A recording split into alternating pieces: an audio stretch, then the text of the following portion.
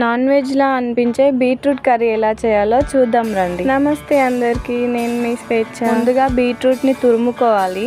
Onions మీరు non veg లో ఎన్ని వేస్తారో అన్ని తీసుకొని చిన్న ముక్కలుగా కట్ చేసి పెట్టుకోవాలి. 1/2 kg బీట్రూట్ తురుముకి 5 పావుల ఆయిల్ పడుతుంది. సో నేను 5 పావుల ఆయిల్ తీసుకున్నా. ఆయిల్ హీట్ అయిన తర్వాత దాంట్లో గరం మసాలాలు వేసుకొని ముందుగా కట్ చేసుకున్న ఆనియన్ పీసెస్ కూడా వేసుకోవాలి. ఆనియన్స్ లో సాల్ట్ వేస్తే జల్దీ కుక్ అవుతుంది. మూత పెట్టుకొని 5 minutes తర్వాత దాంట్లో అల్లం వెల్లుల్లి పేస్ట్ వేసుకోవాలి. ఒక 2 minutes కుక్ అయిన తర్వాత దీంట్లో పుదీనా కరివేపాకు వేసుకొని కలుపుకోవాలి. ఇవి వేగిన తర్వాత కొంచెం పసుపు వేసుకొని మన మెయిన్ ఇంగ్రీడియంట్ బీట్రూట్ తురుము వేసేసుకోవాలి. సిమ్ లో పెట్టుకొని కలుపుకోవాలి, లేదంటే అడుగంటుకొని మాడిపోతుంది. ఇట్లా ఆయిల్ పైనకి వేలుతున్నప్పుడు ఇందులో 2 స్పూన్ల కారం వేసి మీరు తినేదానికంటే 1 స్పూన్ ఎక్కువ వేయండి కారం. అప్పుడే బీట్రూట్ స్వీట్నెస్ తెలియదు. 5 minutes మూత పెట్టుకొని కుక్ చేసుకోండి. దాంట్లో కొత్తిమీర వేసేసుకుంటే కర్రీ రెడీ. చపాతీలోకి చాలా బాగుంటుంది. లంచ్ బాక్స్ లో పింక్ రైస్ అని పెడితే మొత్తం ఖాళీ చేసుకుని తప్పకుండా ఒకసారి ట్రై చేయండి. చాలా హెల్దీ కర్రీ ఇది. బీట్రూట్ జ్యూస్ తాగలేని వాళ్ళు, తినలేని వాళ్ళు ఇలా ట్రై చేసి చూడండి. ఈ వీడియోకి లైక్, షేర్, కామెంట్ చేయడం మర్చిపోకండి.